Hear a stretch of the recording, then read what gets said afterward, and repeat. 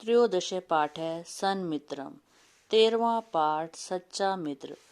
पुरा कश्चन सुदामा नाम अति दरिद्र परम धार्मिक विप्र आसीत्। पहले कोई सुदामा नाम का अति गरीब परंतु धार्मिक ब्राह्मण था। स कृष्णस्य परम सखा भक्तश्च आसीत्। वह श्री कृष्ण का परम मित्र और भक्त था। स परिवारेण सह अत्यंत दारिद्र्या जीवनम आयाप्यत।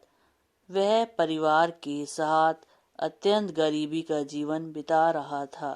एकदा धनहीना संत्रस्ता च तस्य भार्या अवदत्।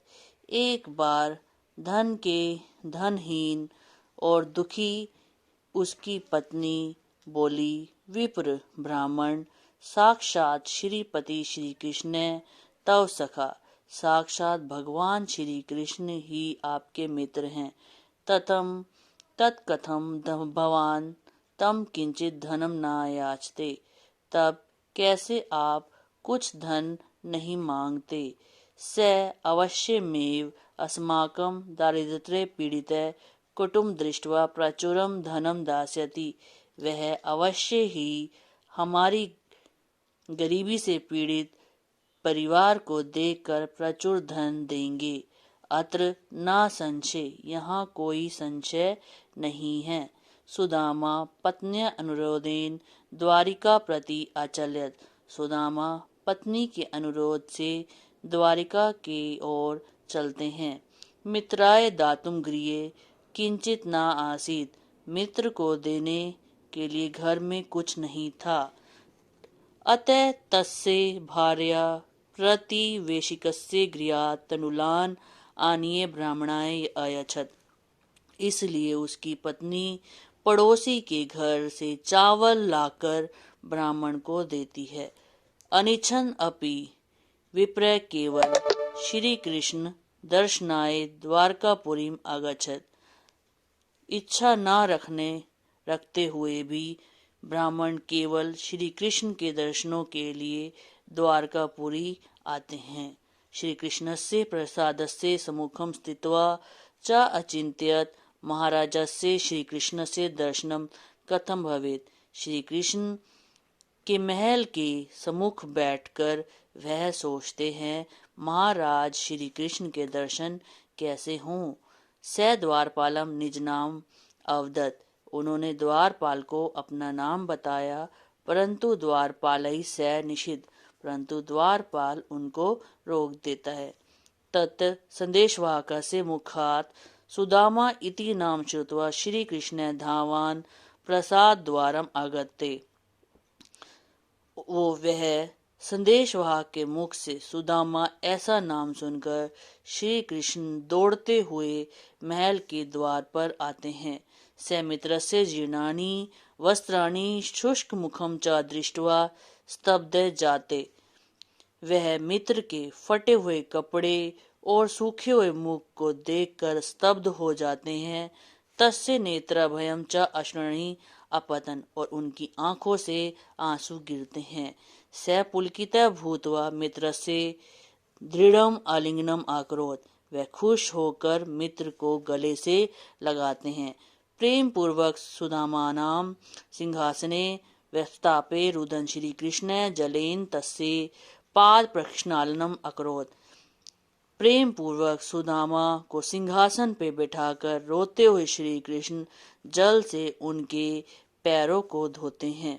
स्नानम भोजनम च कृत्वा तौ बाल्यावस्थया वार्ताम अकरोतुम। स्नान और भोजन करके वे दोनों बाल्यावस्था बचपन की बातें करते हैं। तदेव तब श्री कृष्ण सुदामनाम अपृच्छत्। श्री कृष्ण सुदामा से पूछते हैं, भ्रातृ जाया महाम किम उपहारम प्रेषिता। भाभी ने मेरे लिए क्या उपहार भेजा है। मह्यं यच्छ, मुझे दो। एतत् उक्त्वा श्री कृष्ण स्वयमेव तान् तण्डुलान् घृत्वा खादति स्म। ऐसा बोलकर श्री कृष्ण स्वयं ही उनके चावल लेकर खा लेते हैं।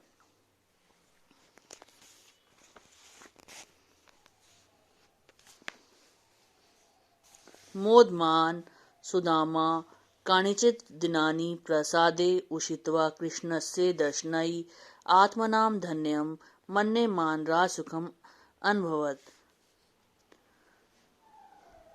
प्रसन्न होकर सुदामा कुछ दिन महल में उठकर रहकर कृष्ण के दर्शनों से अपने को धन्य मानते हुए राज सुख अनुभव करते हैं। तदंतरम बाद में सगृहं गंतुम श्री कृष्णम आज्ञाम अयाचत। बाद में वह अपने घर जाने के लिए श्री कृष्ण की आज्ञा लेते हैं। निष्प्रिय सुदामा कृष्णम धनम ना याचितवान। इच्छा न रखने वाले सुदामा कृष्ण से धन नहीं मांगते।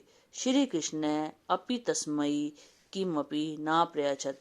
श्री कृष्ण भी उन्हें कुछ नहीं देते। परम गृहम आगत्य, परंतु घर आकर सपत्नी अपनी पत्नी को अलंकारे आभूषणों शोभनई वस्त्रई च और अच्छे वस्त्रों से सुसज्जिता दृष्टवा सुसज्जित देखकर कुटीर स्थाने प्रसादम दृष्टवा सुदामा अवजनात् यत् समित्रस्य कृपया एव स सर्व सुखम अलभ्यत। घर में आकर अपनी पत्नी को आभूषणों और अच्छे वस्त्रों से सजा हुआ देखकर कुटिया के स्थान पर महल देखकर सुदामा ये सब जान जाते हैं कि ये सब उनके मित्र की कृपा से ही ये सब सुख प्राप्त हुआ है। अतः इस प्रकार विपत्ति में ही मित्र के दुखों को नाश करने का प्रयत्न करता है। वह ही सन्मित्रम भवति, अच्छा मित्र होता है। इस प्रकार विपत्ति में जो मित्र के दुखों को नाश करने का प्रयत्न करता है वह ही अच्छा मित्र होता है। धन्यवाद।